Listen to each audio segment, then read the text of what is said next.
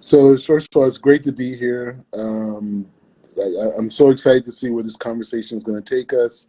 It's an honor to be with you and the Rebbetzin, and we should just, I want to dedicate this year in the honor of all of the soldiers right now that are in the south of Israel, in the north of Israel, risking their lives to protect us.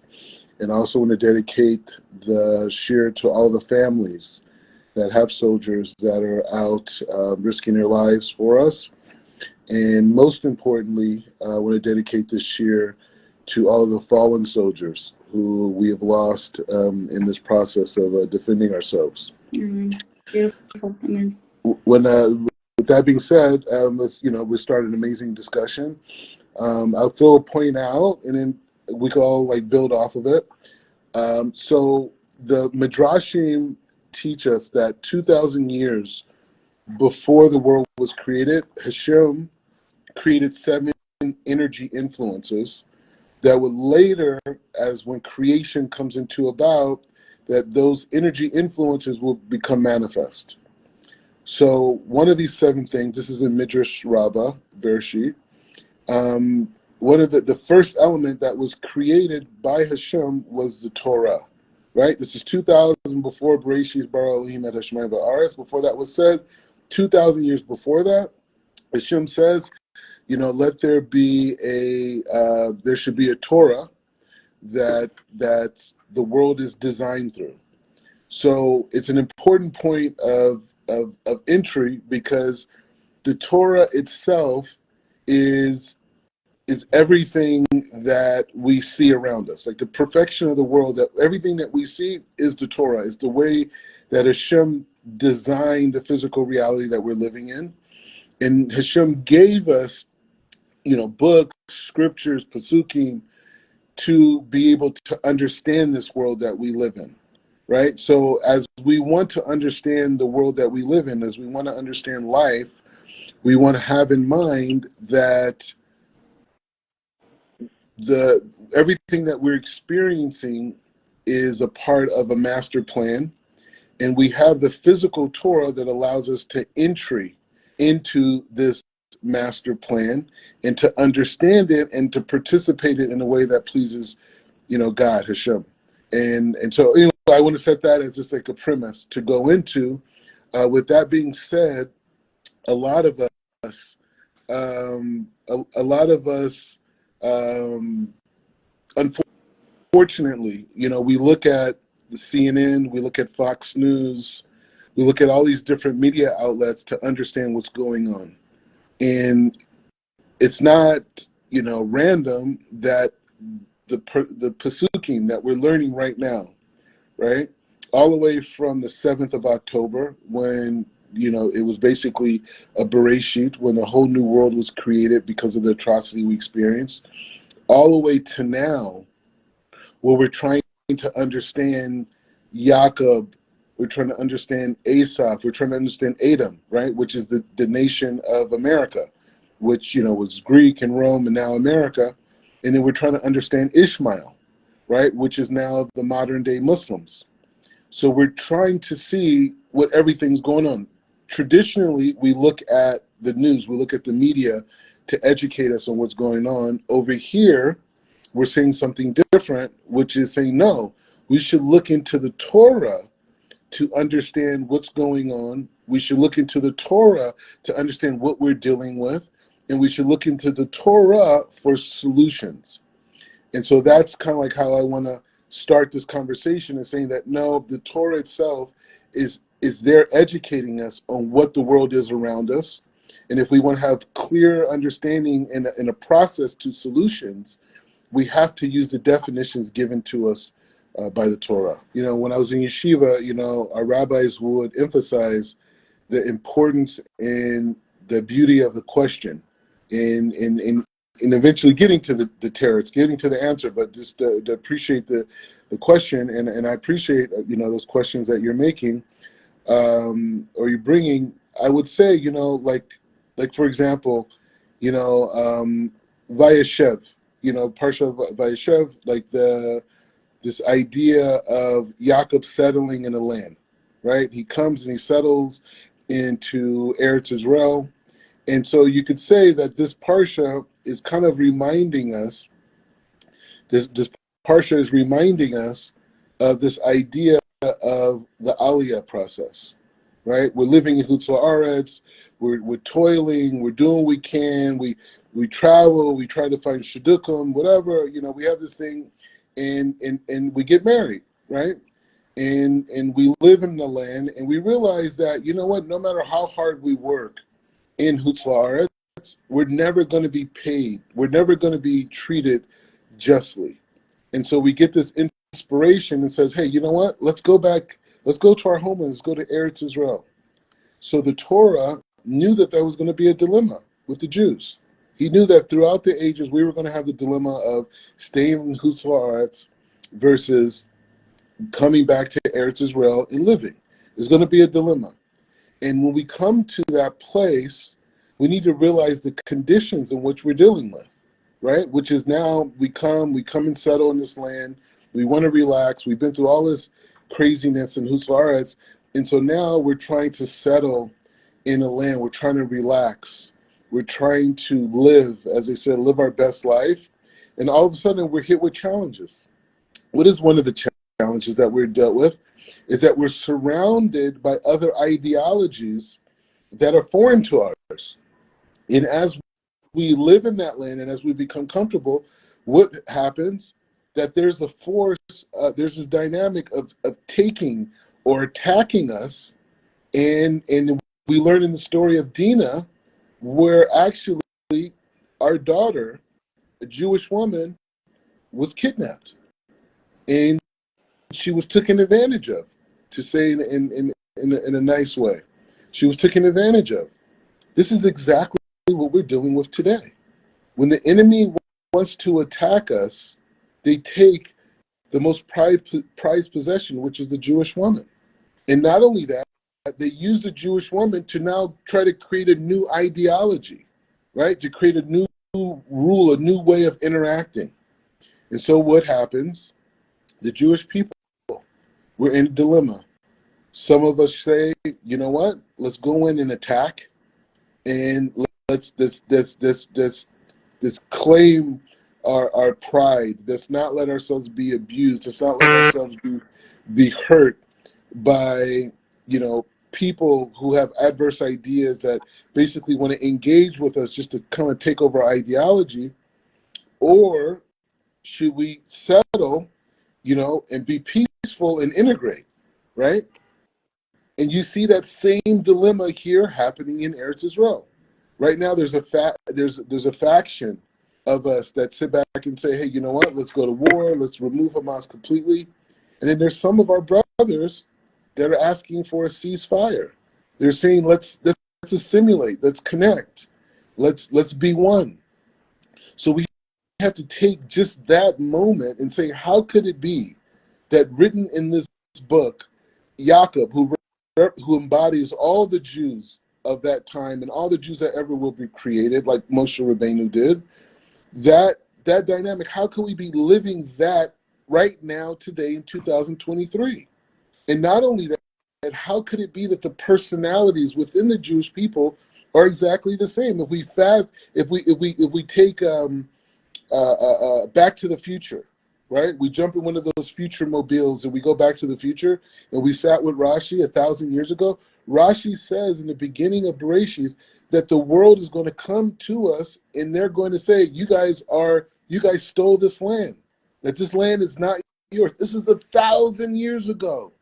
And this isn't Rashi's Haruch Kodesh. This is connected to Chazal and the teachings that existed even thousands of years before that they understood that the patterns and the system of the world were going to continue on all the way to Mashiach. And what was one of those patterns? That the non-Jewish world was going to accuse us of stealing the land of Eretz Israel. So this is going on right now. And then once they accused us of it, that we were going to have a dilemma inside of the Am, where some of us said, hey, you know what? Let's join in and let's be nice to the other nations. Let's try to appease them. Let's try to fit in with them. Let's try to, calm it down. And then there was going to be a minority of us It says, no, we should fight to the end and not have any regrets about living as human beings and asking for the same equal rights that everyone else on planet Earth, any other nation will have. And so we're dealing with that right now, right? And then and let's use the Torah even more. Let's go back and let's understand what's going on as it relates to Esav, right? Toldot Esav. Now, we learned in the parsha before that Esav gave away his birthright, which we learned is not just simple. The Zohar brings it's not just so simple that, he gave away his birthright, like a VIP pass. No, he gave away all of the land of Eretz Israel. He gave away all the wealth that the Jews left Mitzrayim with. He gave away Marzamek Pelach, right, where he was going to be buried with the Avos in the same way, which is the entry into Gan Eden, right? The holiest place to be buried at, or one of the holiest places to be buried at, the entry into to Gan Eden is Marzamek Pelach, according to the sages. He gave all that away. And so now we read Toldot Esav, and now we're reading about a whole generation of people who were not able to participate in the holiness of Avraham Avinu because they got cut off because Esav decided to go a different way. And why did Esav go a different way? The sages teach us that he was able to get the vest of Nimrod, which is the vest that goes all the way back to Adam Rishon, that had all these superpowers, where he was able to become invisible, he was able to time travel, he was able to have this intelligence to seduce and convince people to do things that they shouldn't do, men, women, everybody. And so they said when Esav had the issue, when Yaakov gave him the option for him to give up his birthright, it was a time where Avraham Avinu passed away. So what was Esav saying? I already have power over the world. I can do whatever I want. I can have as much money as I want. I could conquer any empire I want. I have the superpowers. But when it comes down to it, what you're talking about, which is my inheritance, what does it matter? The inheritance should be something that benefits me. What benefits me? I am the king of the world in essence. I can do anything. And so unfortunately, many of our Jewish brothers and sisters that are on college campuses are being influenced to perceive that, hey, what does it matter that your birthright is Israel? What does it matter that you could be buried in a Jewish gravesite? What does it matter of all the shefa that comes through the challenges of your ancestor? What does all that matter? You're able to make money. You're able to not be persecuted as you're Jews. You're able to use some of your Jewish talents and abilities to excel in the marketplace. So what is this stuff about Israel? What is this stuff about modesty? What is this stuff about Torah learning? What is this stuff about Avodas Hashem, Yom Tovim, Shabbat? What does it matter? You're already on top. You have Shabbat because you want Parnasa, you want Shefa. You participate in Yom Tovim because you want to influence your life. You want to bring down the ruchnius that Hashem says your soul needs. But now, because I'm able to excel and to assimilate, now I'm in a position where I don't need those things, right? I don't need my birthright. I don't need all these things that that the Torah promised to me that's connected to my ancestry. I don't need that. I have everything now. So now that mechanism has created a thought process where our brothers and sisters are marching against Israel, marching against their birthright, marching against marching against a land that was given to me by God. I'm doing that right now. This is Esav. And if you look at all the generations of Esav, you see Amalek, you see all these different entities that were just negative entities in planet Earth. And they're wiped out.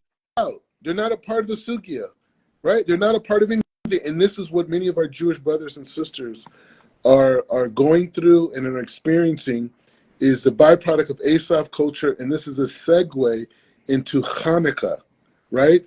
And Hanukkah is this idea of our brothers siding with the Greeks to convince us to leave our traditions, to leave our ways. But how did our Jewish brothers get to that point? These are people who were connected to Esav. They were connected to that energy. And we see even hundreds of years or thousands of years later that we're still dealing with it, whether it's in Hanukkah or whether it's on, Columbia's college campus. Right now, we're dealing with the same things, unfortunately.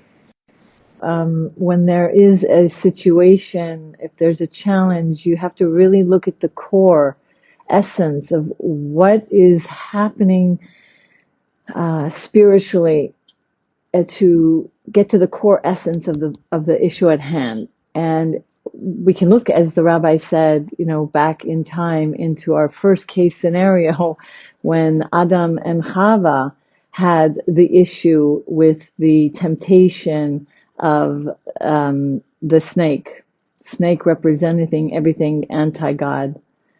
And the snake represents the outside world, knowing that we're vulnerable, knowing that we're needy. And that's what the snake saw. Chava, Kliyakar says, she felt rejected by her husband because Adam didn't really teach her the law. He was going through his own psychic inner warfare of feeling like a nobody. So he didn't really pay attention to her. She actually gets in a place of susceptibility, neediness. She feels rejected. And the snake knew that. So the snake caught up on that and used the opportunity to ensnare her and tempt her to say, look, this modern world is maybe your answer. This philosophy, this Gucci bag, this whatever, like just give into it and that will make you happy and that will make you feel like a somebody. So the way it happened between them, it could be also all over again happening now. Maybe it's because a person has been so rejected as a child, whether in school, maybe ignored, parents were too busy, making a career out of their lives, feeling vulnerable, feeling very susceptible. And here is ideologies that are tempting our youth to say, this is going to make me finally feel whole. Now, remember, we were talking about this very, very sad fact that our own people are like, can't even say it, doing these riots and almost like a stampede. I mean, where is all that coming from? So a lot of what's going on here is that there's a pull.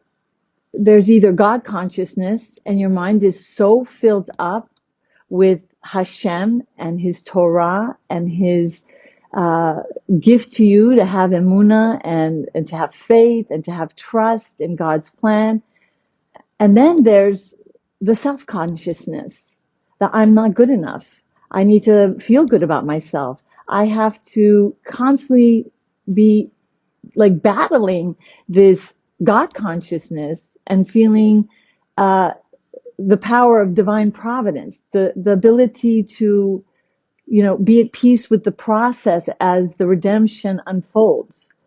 And if I'm not actualizing that power of my mind to have that faith in God, which equals God consciousness, then my pull will be to have faith in the opposite of God, the ideologies, the philosophies out there that are actually anti-God. So it's either we're on this camp, meaning the camp of God, and if not, our Yetzer Hara is there waiting with all the ammunition and all the trail to go the opposite way.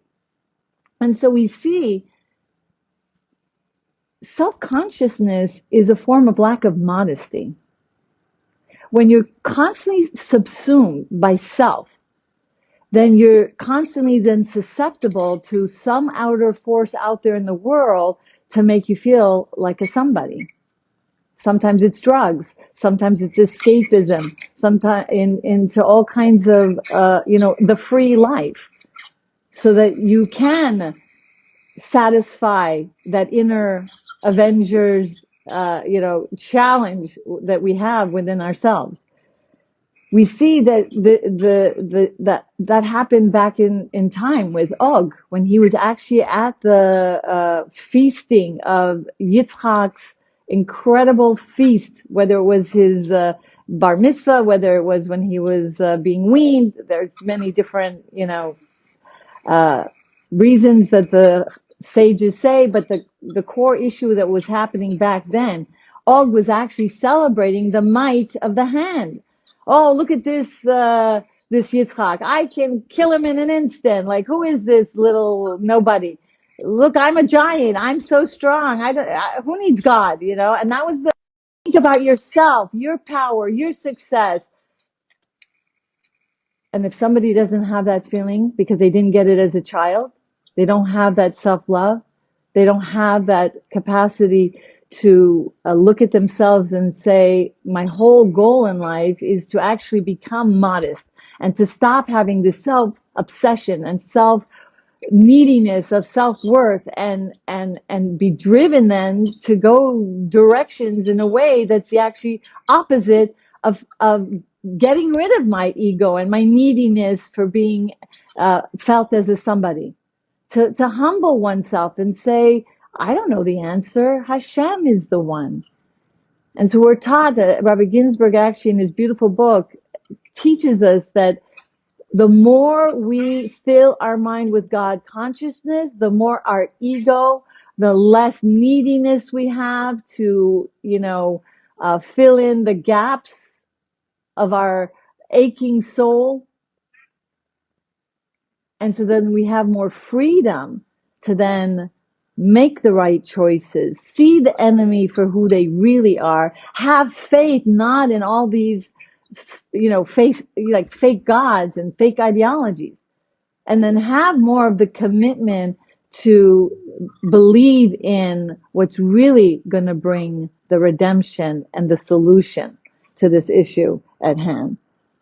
Because once we have more Torah knowledge and once we study and once we put our mindset on what we've been taught to do, we realize that the evil of the world cannot have a hold on us. The temptations won't be there. We'll be aligned. We'll be able to focus and see clearly. I was once at a Gush Katif event. I actually went to the Gush Katif rally, fighting for Gush Katif.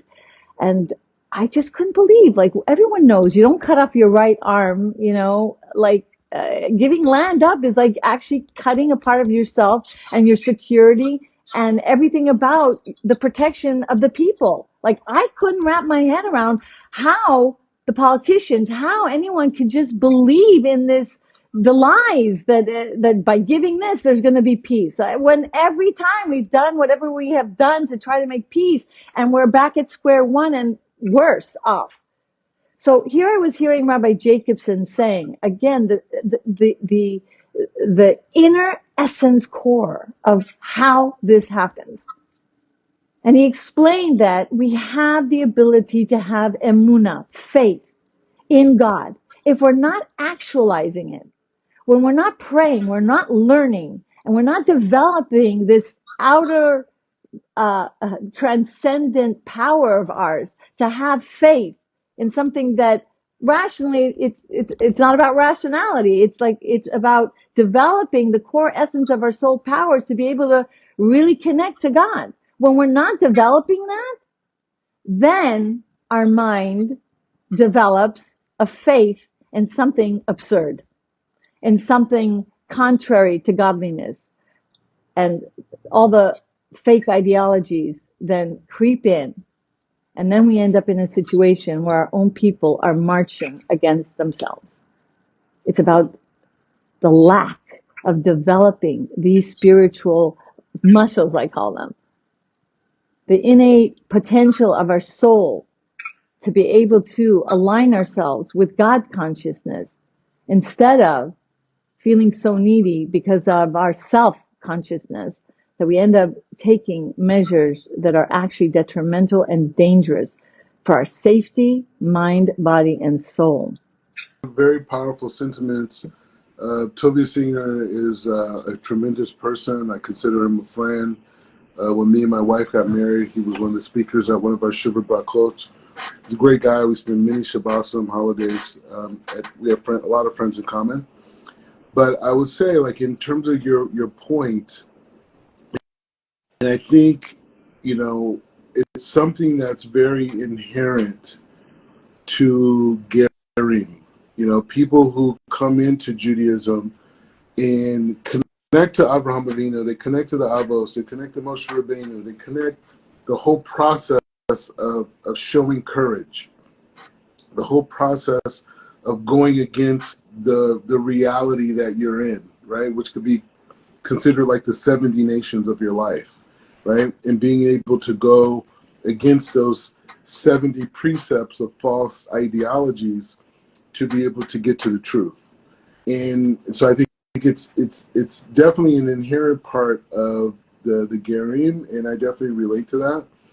And I would say that there's a famous Torah on the parsha, because I think we're in between two different parshiot, because we're in Hutz Haaretz and we're in Eretz Israel. So we're, some people are entering by Shlach, which is the whole situation with the angels, and then we're entering, and then you have the whole dynamic with Dina and the next parshiot, the whole thing.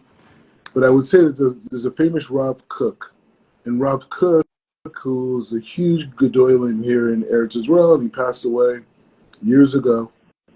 But he says something that's very profound on this parsha that we're dealing with. He says that Yaakov Avinu, who had Haruch HaKodesh, who had the ability to see into the future, this whole thing, he had a very big issue with the way on how to deal with the war with the Arabs, right? Yaakov Avinu was holding by, let's create peace, just create shalom, create peace, let's figure out that they could join, he was, in essence, they'll call him a great guy today. He was a great guy. He was trying to figure out what would make sense. And then there was another faction led by his sons, Shimon and Levi, who had a different ideology on how to deal with the issue. And we talked about that's the issue that we go throughout history. Since 1948, we've been dealing with the same issue. Even before then, it's always been, how do we deal with the aggression by our neighbors, right? How do we deal with our women being kidnapped, right? All these things have been issues, prisoners, retrieving prisoners, the whole thing. But Rabbi Kook says something amazing. Rabbi Kook says that how could it be that Yaakov Avinu, who had all these protests, who had this direct connection to Hashem says, I'm going into Mitzrayim with you. This is how big Yaakov Avinu is, right? Hashem says, I'm with you in and I'm with you out. No one else Hashem speaks this way to. Yaakov Avinu. And so Rabbi Kook says that how could it be that such a huge person like Yaakov Avinu, what he was worried about never came true? And the Torah explicitly shows Yaakov Avinu's response and the response of another group of people, which are their sons. So this is what Rabbi Kook, he says, is so amazing. He says that when Yaakov Avinu, after they remove Bnei Shem, the other nations that kidnapped Dinah, Hamor, the whole thing, what happened was that, they moved on, they left, they took Dinah and they left, right? So what happened? He said other nations came by, the same people that Yaakov was worried about. And the other nations came by and they saw some dead bodies. They saw people who weren't buried. They saw a war type of dynamic, but they saw all the people who died had bris milah or bris milot. And so because they saw that these people had bris milah, they just kept going. They didn't care.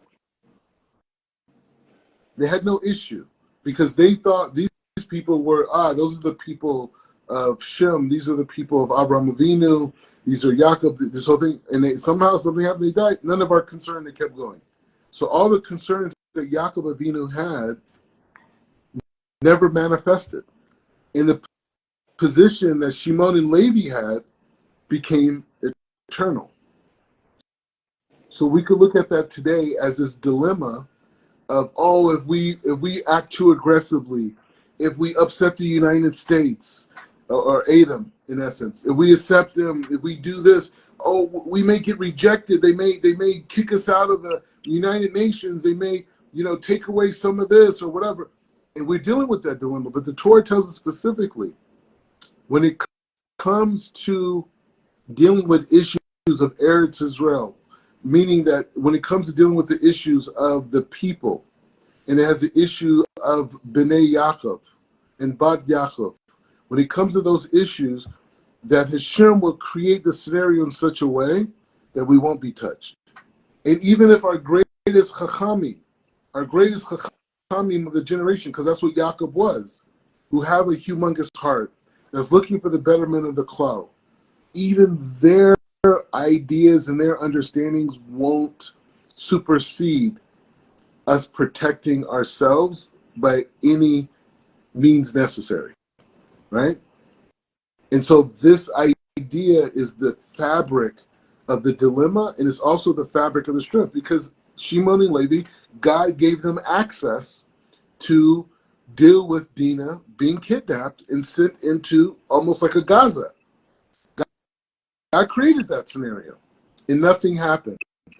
All the wise people, all the Siddiqim who said that maybe we should do this differently, maybe we should have a ceasefire, maybe we should have an extended pause, all these different things that we see today are in the mindset of Yaakov Avinu in that moment. And we see Shimon and Levi, which is, maybe you could call them the religious Zionists of our generation, and these types of things, they said totally different. No, we need to eradicate the land. We need to go in and bring in our special forces to go in and get Dinah, pull her out, and we need to keep going. And so this is the strength. Now, how did they get this strength?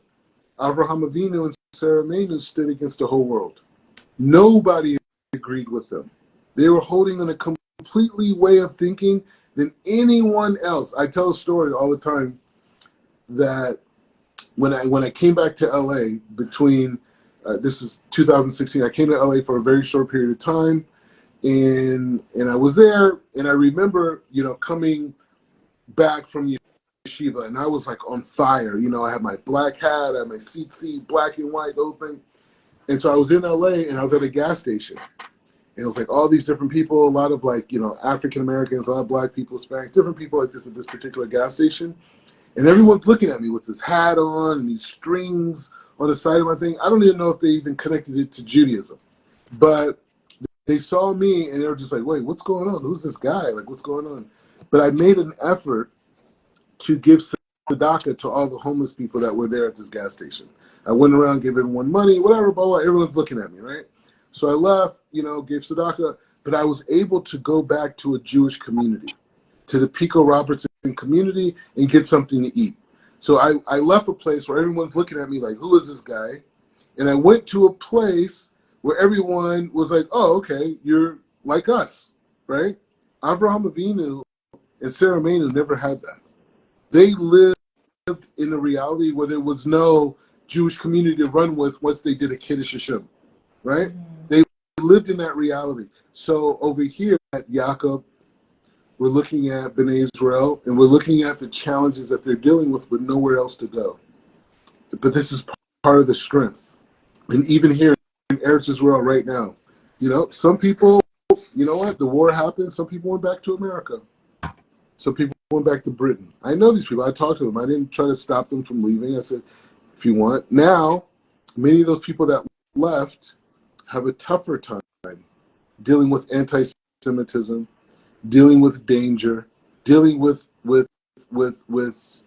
their life being turned upside down because of the outside environment, right? But here in Eretz Israel, yeah, we have some rockets, Yes, we have issues. Yes, there's cells of sleeper cells all over the place. But nevertheless, we have a police force, we have a government, and we have people inside the government. Not saying everyone's perfect in our government, but we have people inside of our government that are willing to do anything to preserve Jewish life. And that's something you're never going to receive in America. There's something you will never receive in Great Britain. It's something now you may have that as a byproduct of them wanting to be ethical and moral people and say, "Hey, we're going to protect our citizens from hate crimes or ethnically based things or whatever." But the reality is like Eretz Israel, the land of Israel, was created for the neshamot of Avraham and Sarah, right? And arguably the neshamot of Abraham, of Adam and Chava, right? Those neshamot that were passed down, and the other people were, maybe the Torah refers to them as behema. But the point is just saying these neshamot that had the ability to comprehend God and to connect to God and to do avodas Hashem, these souls are the souls that God is protecting to this day. And so the closer we stay to our foundation, the closer we stay to who we are as people from an ethical, moral, and even geographical level, that we'll be able to stand tall like Avraham and Sarah and go against the nations who wants to convince us that we don't have a special purpose, that we're not unique, that we're just a serial code, that we're ethnic identity, and we don't have a special destination. We can reject them and be able to manifest our full potential in this lifetime as Jews. Honestly, that's so beautifully said. And in any war, one of the philosophers had stated in our history that war equals weapons and will. So we have a war going on, mind, body, and soul. And the more we fight this war with our soul, the more everything manifests itself in blessings in the physical world. So yes, our weapon is our Torah. Yes, our weapon is the DNA of our soul powers to be able to take the inheritance of our forefathers and march forward with pride, and our will to be able to create a sanctuary of a safe, sacred space in our head, almost like a bomb shelter and a foxhole, to make sure everything that's going on outside of the world, not only giving us the resilience, the Torah giving us the resilience to spring back up, but to be able to dare to get to even new heights because of everything that's going on. Because if we let the ideologies infiltrate our sacred space, our mind, our faith, emunah comes from the word le'amen, to train. We have to be like a soldier, training ourselves to develop these incredible, strong, fortified mindsets, to be able to hang on to the inheritance of our soul that came from Avraham, Yitzhak, and Yaakov, so that we'll have the proper tactics, we'll have the proper will and desire to be that light unto the nations, and not to succumb to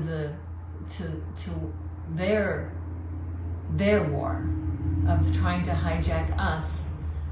So I see again and again, if you look at the story of Titus back in the days when the Beit HaMikdash was about to be destroyed, and he came proudly, and he actually took a sword and he slashed the curtains in pride, and blood oozed out, the Rebbe says, miraculously off these curtains that were covering the Holy of Holies.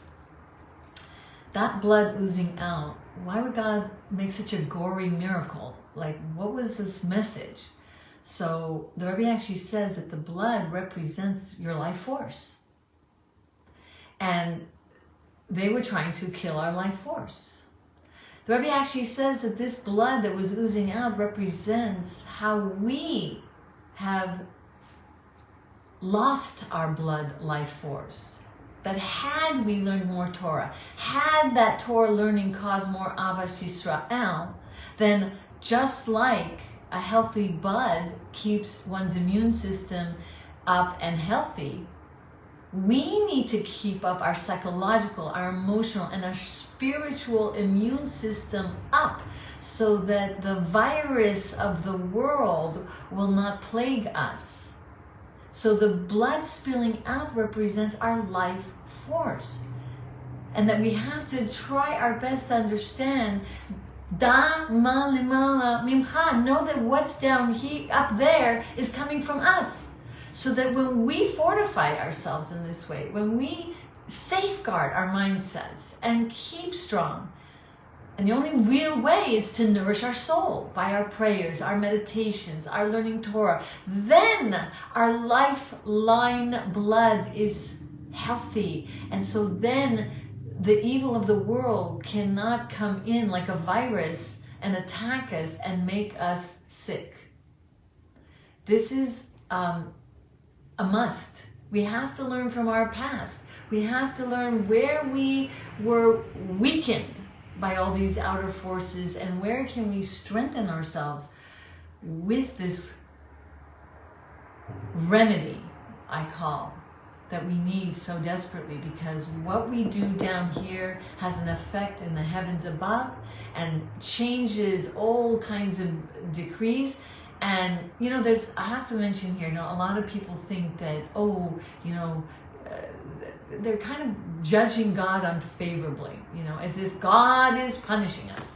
The Rebbe from the Babich said many incidences of stories were just explaining that, when the 24,000 students died of Rabbi Akiva, and because they didn't have respect for one another, the Rebbe explicitly said, had they had Avas Yisrael, had they had respect for one another and loved each other in the way that Torah teaches us, they would have had the protection.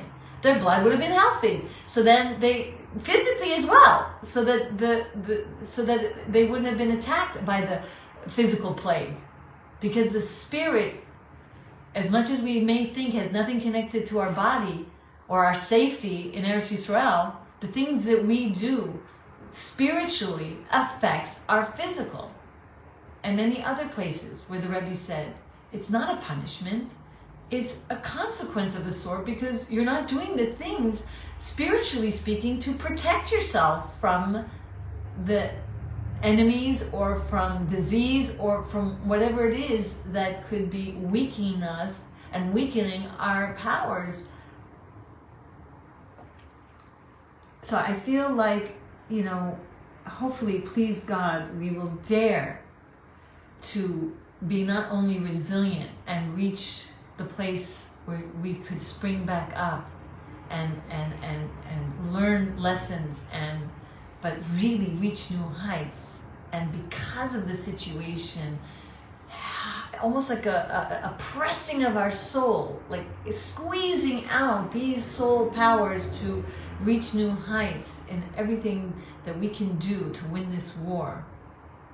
Please God. Please God, protect the people who are vulnerable, and maybe more people will, because of this, be aware of all the temptations out there that seems to be pulling them into these cults or into these,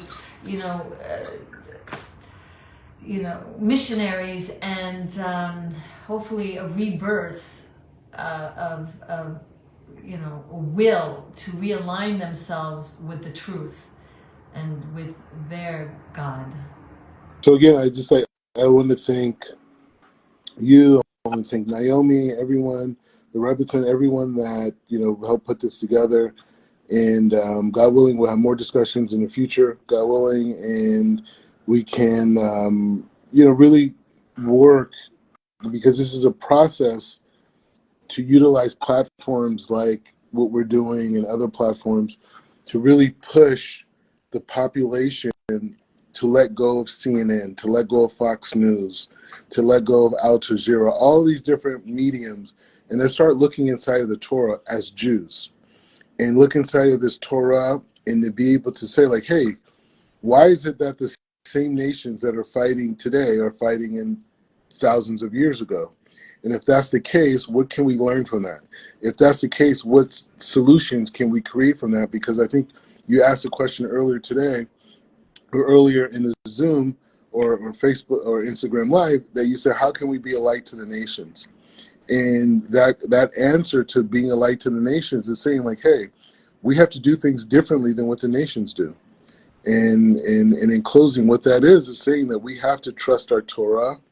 We have to give our life to our Torah. And the key to the Torah is becoming more pure, is to become more holy, to become more, your mind is less isolated with secular things and more focused on things of ruknius. If a mother has children, that's the holiest place to be at, because everything is connected to some type of mitzvot or the precursor to a mitzvot. So it's very, very holy. For men, you have to work, so it's not all the way that easy. But the point is just saying that the more we can occupy our minds with the Torah, the more we can look at the Torah for a place of solutions. That is what's going to change the world from this massive indoctrination model that wants to convince us that we are just an opinion of commentators who know nothing about God, who could care less about God, and are living heathenistically. And we should forego their opinions and outlooks on reality and embrace ourselves and the chachamim that we have around us.